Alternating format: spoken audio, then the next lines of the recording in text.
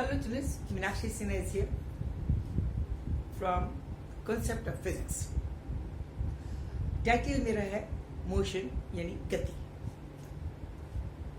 Class 10th या 9th class के बच्चों के लिए UP board CBSE ICSE. Motion means if a body is in motion, it means the position of that body with respect to time is changing. आज अभी वो यहाँ बैठा है, थोड़ी देर बाद कहीं और वस्तु की स्थिति समय के हिसाब से बदलती है तो वो गति में कहलाता है. गति कई तरह की होती है. एक linear motion, straight line motion, circular motion, vibrative motion. Circular motion, straight line motion means एक ये है बिंदु ए और एक बिंदु बी है. ये ए बिंदु है, ये बिंदु बी है. यहाँ पे पहुंचने के लिए कोई बॉडी ये वाला रास्ता भी अपना सकती है, ये वाला रास्ता भी अपना सकती है, ये वाला भी. सभी लीनियर मोशन है. लीनियर मोशन में लाइन के हिसाब से चल रही है. लाइन जिगजैग भी हो सकती है. ये स्ट्रेट लाइन मोशन है, ये कोई भी लीनियर मोशन. यहां से गई यहां पहुंच गई. Distance is traced by a body. दूसरा rotate circular motion. Circular motion जैसे क्लॉक की आपकी आर्म चलती है, क्लॉक आर्म चलती है, ऐसे करके ये आर्म है वो पूरी इसमें घूमती है, यानी वापस सर्कुलर मोशन. इसको कहेंगे सर्कुलर मोशन. ठीक है, वृत्तीय गति हिंदी में. ठीक है, आर्म अब यहाँ पे, फिर यहाँ पहुंच गई, फिर यहाँ पहुंच गई, यानी ये इसकी टिप के गोल गोल एक रोटेशन कर रही है. उसके होता है वाइब्रेटिव. वाइब्रेशन आप चिमटे के देखिए, चिमटा जो होता है इसकी ये जो होती है ऊपर नीचे हिलती रहती है. या पेंडुलम लीजिए, पेंडुलम ऐसे ऐसे जा रहा है. This is vibrative. एक इनिशियल पोजीशन के, एक पर्टिकुलर पोजीशन के दोनों तरफ वाइब्रेट जो इक्वल डिस्टेंस से इधर उधर जा रही है, आ रही है, जा रही है. इसको कहते हैं वाइब्रेशन, वाइब्रेटिव मोशन. ठीक है. अब मोशन ये distance to be traced by the body. कुछ ना कुछ डिस्टेंस यानी कुछ ना कुछ लंबाई चलनी है. तो मोशन जो डिस्टेंस होगा, this will be always positive. ठीक है. इसको कहेंगे दूरी. हिंदी में कहते हैं दूरी. और डिस्टेंस इज स्टेबल ट्रेस्ड. कोई लंबाई चली और कोई length is traced by the body, then whatever the way of tracing is, whatever the direction is, zigzag, straight and whatever it is, कोई डिस्टेंस चली, it will be always positive. क्यों? Because जहां से चली initial stage से किसी भी direction जा रही है वो positive. Now this is the shortest way to go from A to B. ये जो कम से कम छोटा, सबसे छोटा डायरेक्ट डिस्टेंस, वो वाला एक बिंदु से दूसरे बिंदु पर जाने के लिए जो शॉर्टेस्ट डिस्टेंस है, that is known as displacement, विस्थापन. शॉर्टेस्ट डिस्टेंस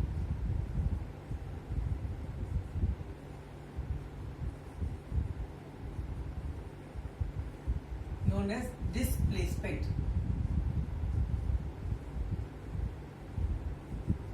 और डिस्प्लेसमेंट जिसे कहते हैं.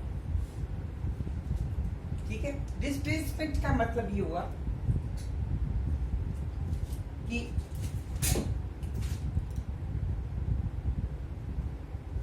डिस्प्लेसमेंट का मतलब विस्थापन. हिंदी में विस्थापन यानी फर्स्ट पोजीशन से दूसरी position, from first to second, final position. इसमें एक डायरेक्शन है, इसमें कोई डायरेक्शन नहीं है. हमने कहा A is shifting 1 metre away. अब in which direction? Only amount 1 metre is given to us. Numeric motion of the shifting is given to us, not the direction in which direction it gets shifted. किस direction में वो displace हुई है ये नहीं पता only. तो उस केस में वो दूरी कहलाएगी. It will be positive. वो इधर भी जा सकता है, इधर भी जा सकता है. लेकिन अगर सपोज हमने का पर्टिकुलरली एक डायरेक्शन बना दिया कि this body is to be shift towards the north direction, तो डायरेक्शन इम्पोज कर दिया on the distance, then it is known as displacement. And displacement, it means displacement is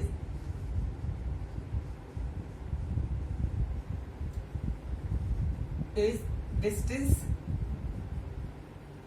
with direction.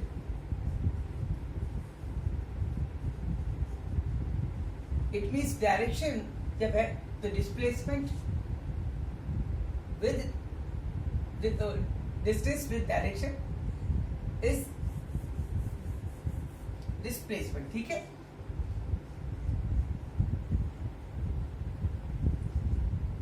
distance plus direction. It means this is the vector quantity.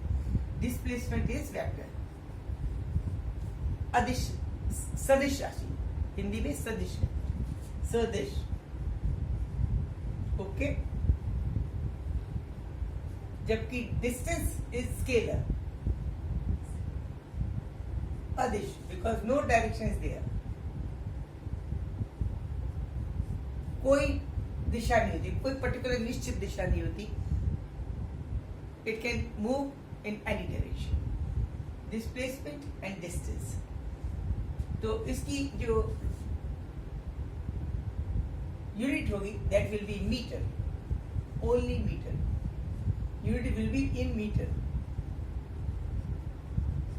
इसकी भी metre होगी but with direction, in north ऐसे north, और in south, in waste, ये सब लिखा होगा. तो डिस्प्लेसमेंट इज वेक्टर और डिस्टेंस इज स्केलर. ओके, अब supposing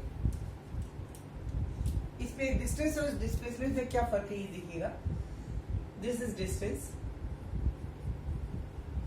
and this is displacement.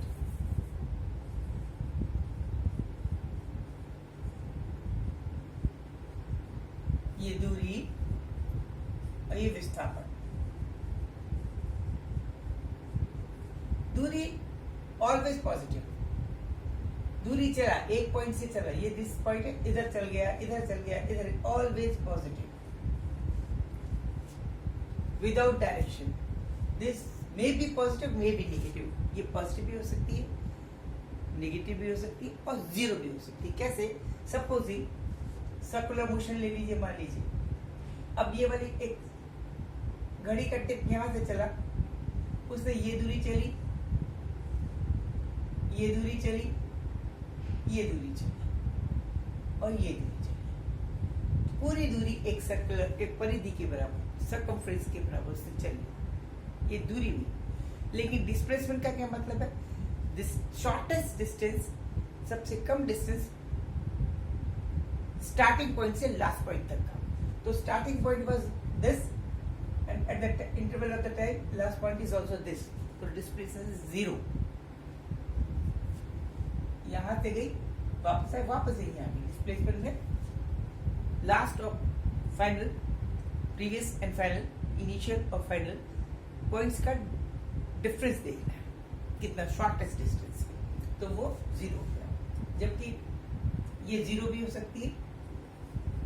और सपोजिंग जैसे यहां से यहां तक गई तो डिस्टेंस ये वाला होगा. अगर सपोज यहां से ए से बी पे आया तो डिस्टेंस कितना चलेगा? ए से B, this distance in this direction. बल्कि डिस्प्लेसमेंट डिस्टेंस कितना हुई? ये डिस्टेंस, ये दूरी होगी, ये पूरी दूरी हो गई डिस्टेंस. और डिस्प्लेसमेंट शॉर्टेस्ट डिस्टेंस. तो शॉर्टेस्ट डिस्टेंस डिस्प्लेसमेंट से, डिस्प्लेसमेंट जो है वो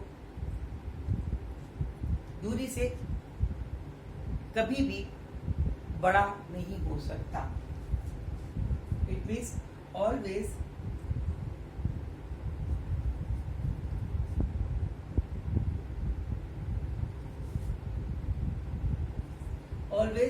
displacement is lesser than distance. Though it may be equal to, lesser और equal दोनों हो सकती है, lesser और equal, लेकिन greater नहीं हो सकता.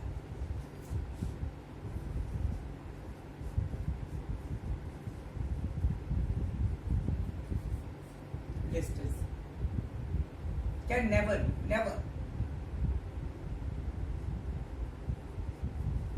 it is wrong, can never, ये कभी नहीं हो सकता.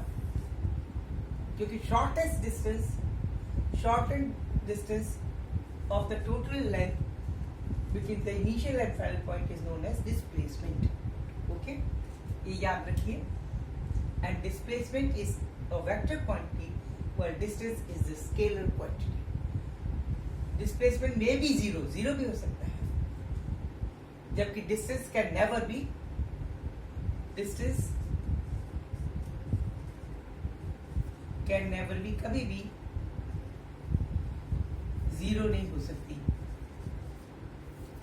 कभी भी जीरो नहीं हो सकती, बिकॉज इसमें डायरेक्शन नहीं है, किसी न किसी शिफ्ट होगी जरूर, तो उसका रीजन नहीं है. अब this is the difference between distance and displacement. Now velocity, वेग, motion. Motion means a body is going to change its position with respect to time. Time के हिसाब से change होगी. No direction is there. It means distance. ले लेंगे हम upon time. That is known as velocity, speed. चाल, हिंदी में कहते हैं चाल.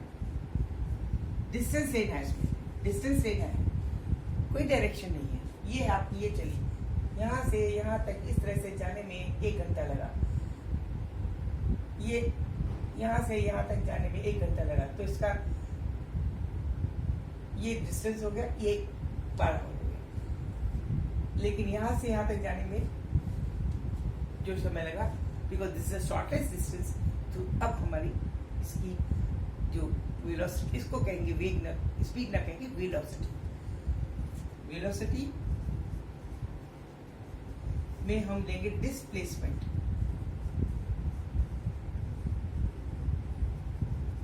Upon time.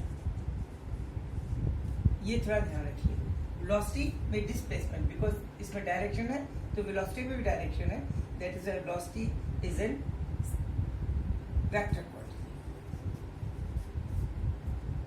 जबकि स्पीड में कोई डायरेक्शन नहीं है, it is scalar quantity. Speed is scalar. Example के लिए, यहां से बॉडी चली, यू आई, ऐसे गई, ऐसे आई, ऐसे आई, ऐसे आई, यहाँ वापस आ गई. दूरी पूरी चली इसने, यहाँ से लेकर सपोज ये 10 किलोमीटर है, ये 15 किलोमीटर है. Total distance is equal to 15 kilometre. 2 घंटे में चली तो उसकी स्पीड होगी सपोज 15 अपॉन 2. स्पीड क्या हो जाएगी? Speed will be 15 upon 2 kilometre per hour. This will be C, because this distance 10 kilometre and this 15 kilometre, sorry 25 मिलेगी. And 2 hours is taking total time. It means 25 by 2, this will be the speed. Now if we say what is the velocity, displacement gets 0, कुछ नहीं हुआ, then it will be 0. अगर suppose यहाँ से आता हुआ तो वेलोसिटी आप निकालिए. ठीक है. अब आते हैं uniform speed and non uniform speed. Uniform speed means a body is tracing a particular distance in a particular interval of the time. किसी निश्चित समय में निश्चित दूरी अगर कोई बॉडी ट्रेस करती है तो वो यूनिफॉर्म वेलोसिटी से जा रही है. इट मीन्स अगर सपोजिंग समहाउ पहले फर्स्ट आवर में अगर वो 20 किलोमीटर ट्रेस कर रही है, सेकेंड आवर में भी वो 20 किलोमीटर ट्रेस कर रही है, थर्ड आवर में 20 किलोमीटर चल रही, it means the speed of the velocity of the body is uniform, either speed or velocity, because direction, if we consider the direction, then the velocity, otherwise speed is uniform, because the distance traced in each and every interval of the time, same interval of the time, is same. Now अब आप दूसरा example लीजिए. If a train is suffering 60 kilometers in an hour, first hour, in next second hour 30, and in next third hour 20. It means the velocity in the interval of the each individual particular 1 hour is going change over. हर घंटे उसकी rate of tracing distance change हो रही है. पहले एक घंटे में 60, दूसरे घंटे में 30, तीसरे घंटे में 20, तो उसका रेट चेंज हो रही है. तो ये यूनिफॉर्म वेलोसिटी नहीं है. This is not uniform, this is changeable, non uniform velocity. Non uniform velocity में we will take the average velocity. We can take average velocity, औसत velocity. So uniform velocity means what? Your uniform velocity.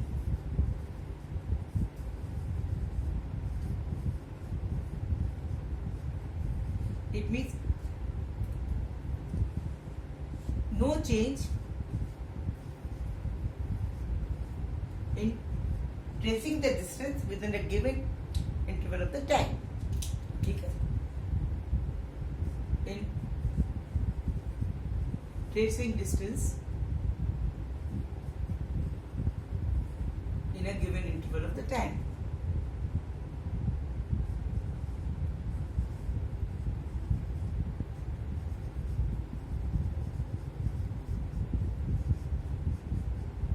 No change with a particular interval of the time में वही distance चल रहा है, चाहे वो आधा घंटा पहला, दूसरा आधा घंटा, तीसरा आधा घंटा. Distance traced by the body is same. It means it is a uniform velocity. Non-uniform velocity means that in a particular definite interval of the time, the distance traced by the body is changing. That is non-uniform.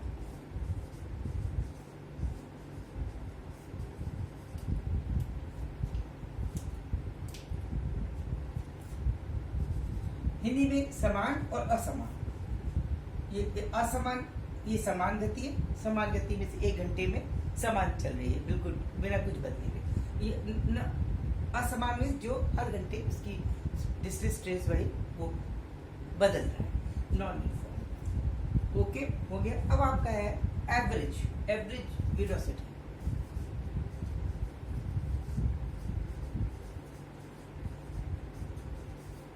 Average velocity किस भी case में होगी? Only in case of non uniform. जब non uniform होगा तभी average velocity निकाली जाएगी. पहले घंटे में 20 किलोमीटर चली, दूसरे घंटे में 30 किलोमीटर चली, चौथे घंटे में 10 किलोमीटर चली. तो टोटल कितना चला? 20 plus 30 plus 10, it means total 60. Total घंटे लगे 3. तो total distance upon total time, that will be known as the average velocity. Average velocity का फॉर्मूला क्या होगा? Distance d1 plus d2 plus d3 upon t1 plus t2 plus t3 and so on. जितने time है उनको total जोड़ ले, total distance जोड़ ले, उनको डिवाइड कर दे तो वो एवरेज वेलोसिटी हमें देगा. इसको हिंदी में कहते हैं औसत. औसत चाल, औसत वेग, औसत वेग.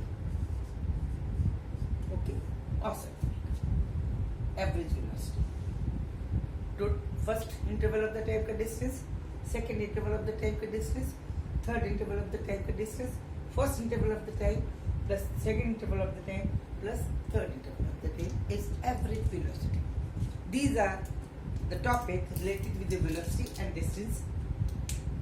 आगे अगले वीडियो में हम आपको एक्सेलरेशन और उससे रिलेटेड इक्वेशंस, वेलोसिटी की इक्वेशंस के बारे में बताएंगे.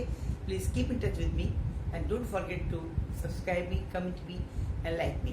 आपको मुझे लगता है ये मेरा पहला वीडियो है, आपको पसंद आया होगा.